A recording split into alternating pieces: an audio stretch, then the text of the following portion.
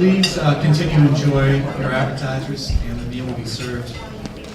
My name is Chris Ritchie, and I'm with Huntington Bank. And before I introduce our keynote speaker, I would like to again thank our sponsors: Berkeley Research Group, Lock Lloyd, Batea, Simploris, Pacer Monitor, and Huntington Bank. Now it's my pleasure to introduce Judge Rakoff from the Southern District of New York. His Honor joined the bench 23 years ago after being nominated by President Clinton in 1995. When I was only 13 years old. In 2010, he assumed senior status, although he continues to take a full load of cases. As I was researching His Honor's background, getting ready for the introduction today, I found a flattering article in the Washington Post that described Judge Rakoff as a hero to many and a nightmare to some for demanding greater accountability in cases of alleged Wall Street fraud. The article went on to say that Judge Rakoff is driving regulators nuts by refusing to rubber stamp deals that have long defined SEC justice, in which companies neither admit nor deny doing anything wrong. The judge's fans see him as the rare authority trying to impose Wall Street penalties that fit the offense. The article continued. "This is Judge Rakoff against the world," said one scholar. "Rakoff for president," said others. And asked for his reaction to the adulation he has received, Rakoff said, "I'm sorry my wife's not here to give the rebuttal." Ladies and gentlemen, please welcome Judge Rakoff.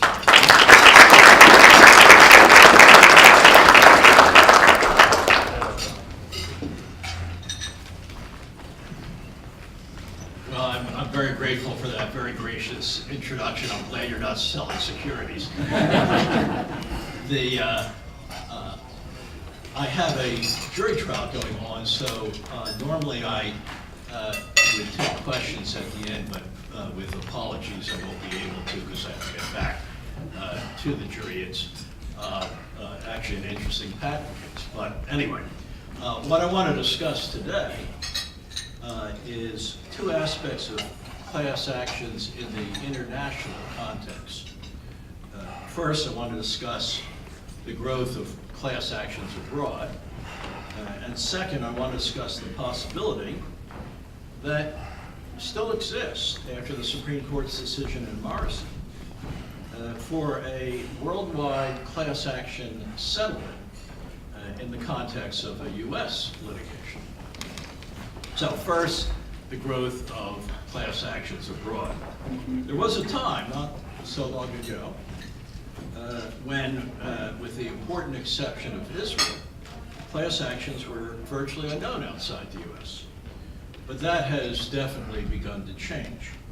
At last count, at least 16 large nations ranging from Australia to Spain and numerous smaller countries as well have allowed at least some form of class or collective action, as it's usually called.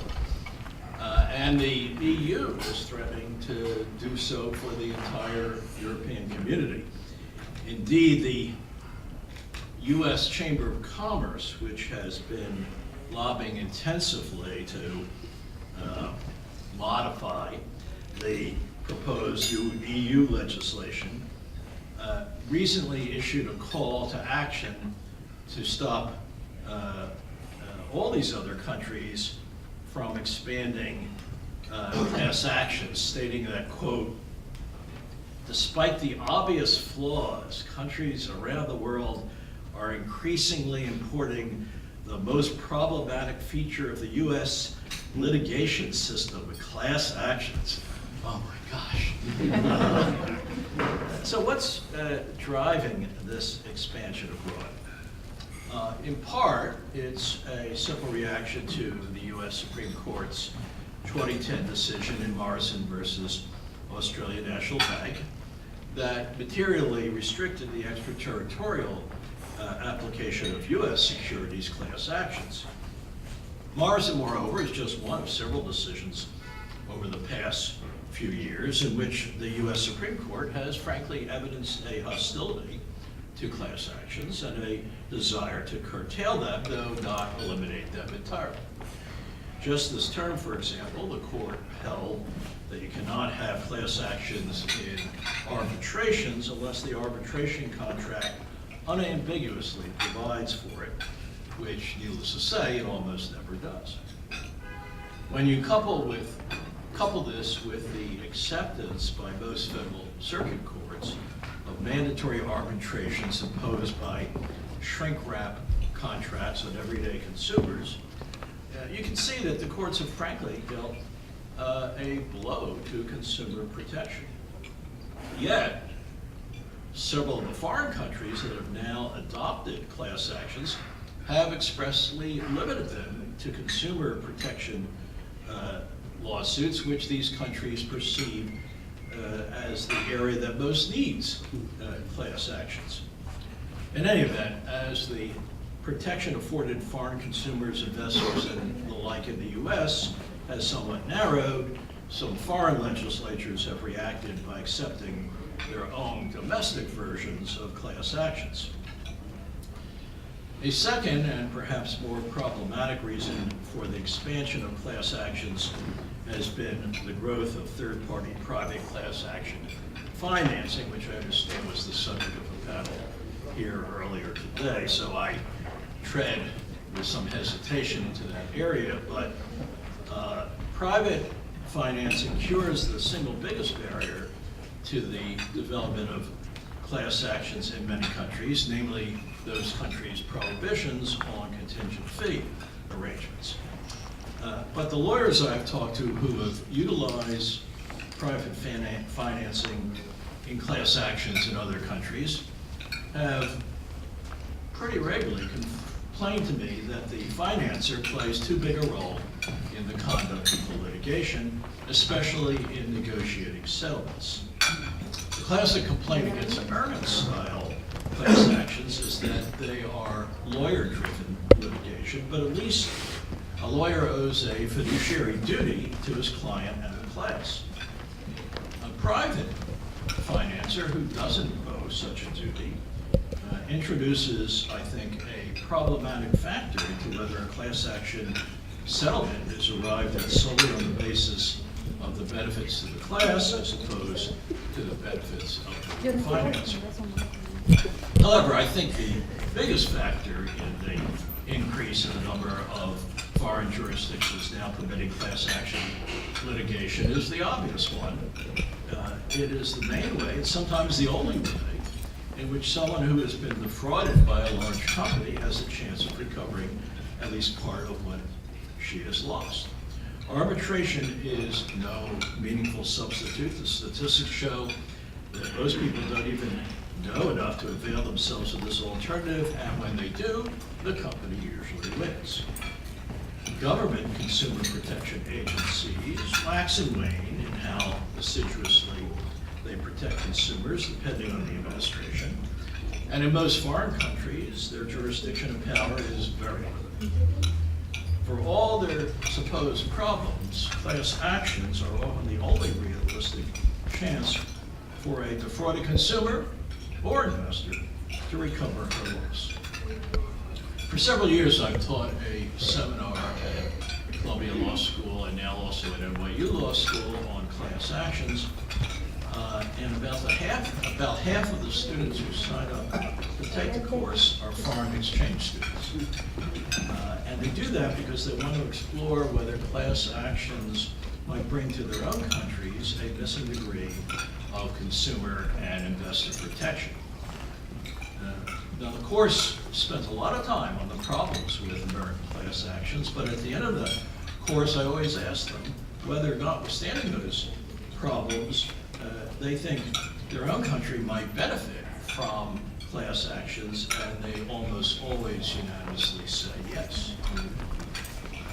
It might be useful to see how various foreign countries have approached the issue of introducing class actions, since there may be helpful lessons there that we could apply here in the US.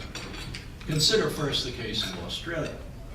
Although class actions were not permitted in Australia until 1992, they rapidly developed, and in recent years have resulted in settlements as high as $1 billion a year. In many respects, indeed, Australian law is more favorable to class actions than US law. For example, reliance is not an essential element of Australian securities law. Fraud is obviating the problems that have arisen with respect to the fraud of the market theory. Similarly, in many Australian securities fraud actions, even fraudulent intent need not be proved. It is sufficient if the company simply made false or misleading statements, even if they did so just negligently. Further still, the existence of the class is presumed, and the burden is on the defendant to show why the case should not proceed as a class action. On the other hand, contingent fee arrangements are not permitted in Australia. Moreover, in Australia, as in many countries, the loser is responsible for the cost of the litigation. I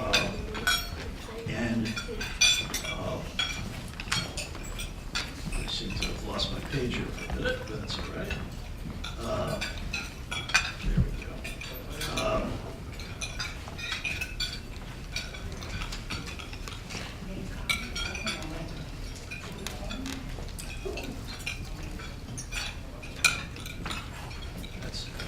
Actually, it's interesting because I was on the subway and I thought I dropped the page. And now, so you'll excuse me if I'll just go down the subway and get it and come back.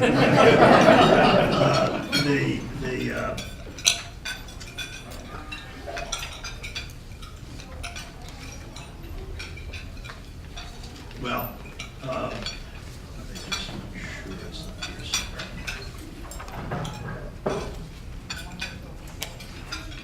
There we go. In Australia, as in many countries, the loser is responsible for the winner's cost.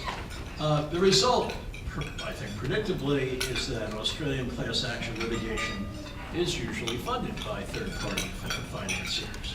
And as I've already suggested, though I really do apologize for not being at the discussion of this morning, which I think would have been very illuminating today. At least from what I've been told, third-party funding may result in settlements that are motivated not by what best benefits the class, but what best benefits the financer. To be sure, in Australia, as in the US, class action settlements must be approved by the court, but experience suggests that few judges take the time to really evaluate a proposed settlement in any deep way. For them, it's really just enough that they can get another case off their docket. In Europe, as mentioned, the EU is working on a European-wide class action law that has frankly sent shivers, at least into the U.S. Chamber of Commerce, which is very aggressively lobbying to modify it. Meanwhile, however, there is a wide variation among EU countries as to how much class action litigation to allow, if at all. Some European countries only permit class actions seeking injunctive relief. Others allow recovery of damages, but the class members must affirmatively opt into the class. Still others require that the plaintiff be not an injured party, but a consumer protection public interest association or the like. Each of these approaches represents an attempt to avoid what are seen as the excesses of US-style class action litigation. But in practice, they have not satisfied public hunger in those countries for more robust remedies. Not to mention, so the push has been to introduce something closer to the U.S. model. I had in my notes, they've not satisfied public hunger for the more robust remedies, not to mention the long-standing European interest in class warfare, but I think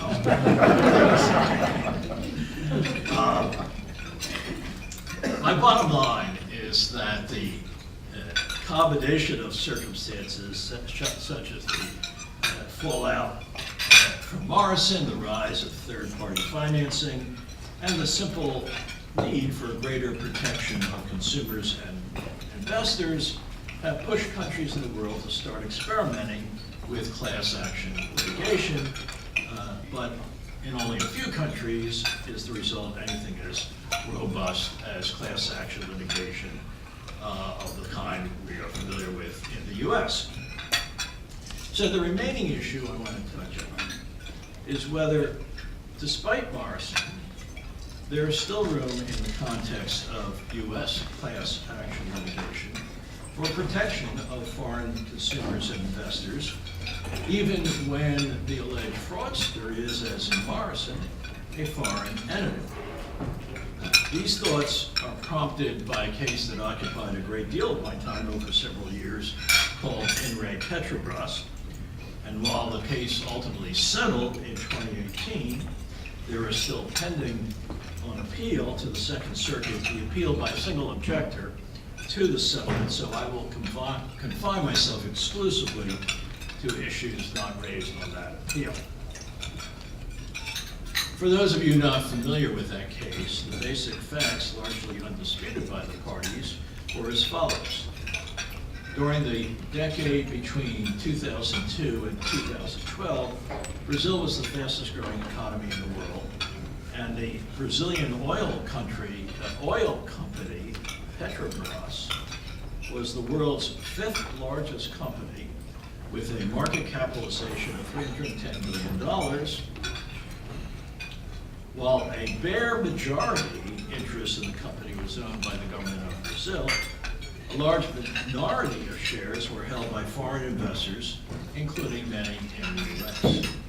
The company used a competitive bidding process for major capital expenditures, including the construction of and purchase of oil refineries.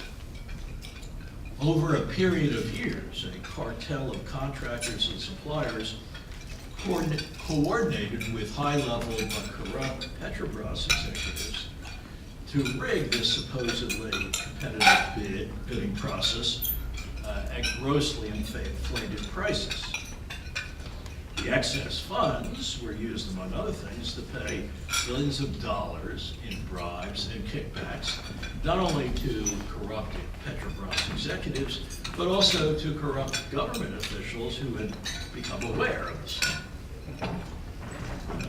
As it happens, however, the Brazilian Constitution was amended in 1988 to allow merit selection of prosecutors and judges. And in 2013, Brazil enacted a law allowing those prosecutors and judges to accord leniency to criminals who agreed to cooperate and testify against higher-level miscreants. As a result of these changes, a small money laundering investigation that began at a car wash place in a small Brazilian city eventually produced evidence of the entire Petrobras scheme. At last count, more than 200 people have been imprisoned in Brazil because of their involvement in what is known there as Operation Car Wash. And this includes two former presidents of Brazil and numerous other very high officials, as well as numerous very high-level executives. The impact on Brazilian politics has also been immense. Needless to say, as these revelations became public and the market came to realize that the assets of Petrobras had been grossly overvalued as a result of the artificial prices paid to the cartel of suppliers, the value of Petrobras securities fell precipitously by, indeed, more than 90%. As a result, a class action was brought in by court by various investors in Petrobras securities and notes, most of whom had purchased their securities on the New York Stock Exchange, but others of whom had purchased their notes in ways that to one extent or another had cleared through the U.S. But after I certified the class, the Second Circuit affirmed my certification of the New York Stock Exchange purchasers, but in light of Morrison, sent the case back to me for more inquiry about the connections of the note holders to the U.S. However, before I could do anything about that, the case settled for $3 billion, which incidentally was the largest class action settlement payment ever made by a foreign entity. The settlement, though, had one unusual feature. It included not only the New York Stock Exchange securities purchasers, but also the note holders whose adequate connection to the U.S. was still uncertain. I nonetheless approved the settlement, finding that given Morrison's determination that extraterritorial application of the securities fraud statute was a merits matter, not a jurisdictional matter, the defendant could permissibly waive any objection to the inclusion of the note holders in the settlement class. As I stated in my opinion, what this boils down to as a practical matter is that at least some claimants who putatively could have been unable to join the litigation classes previously certified by the court because of extraterritorial impediments are now included in the settlement class so that the defendants can buy general peace.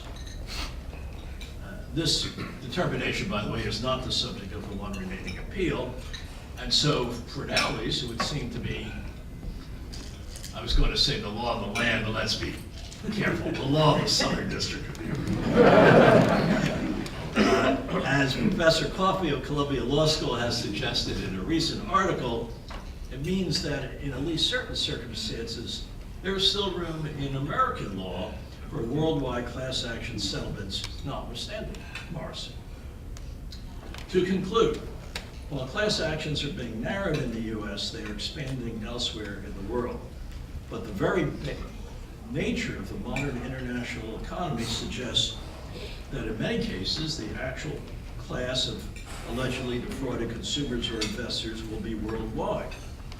Even if it is only by consent, it would seem that the possibility of settling such suits on a worldwide basis makes a lot of practical sense. Thank you so much.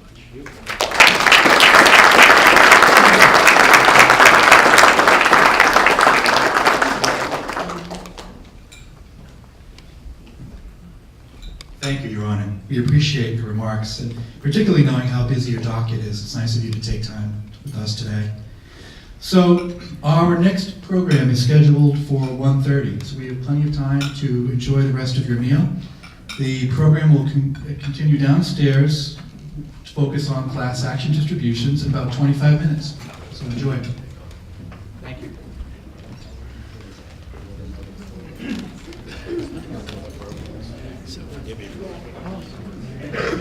My pleasure.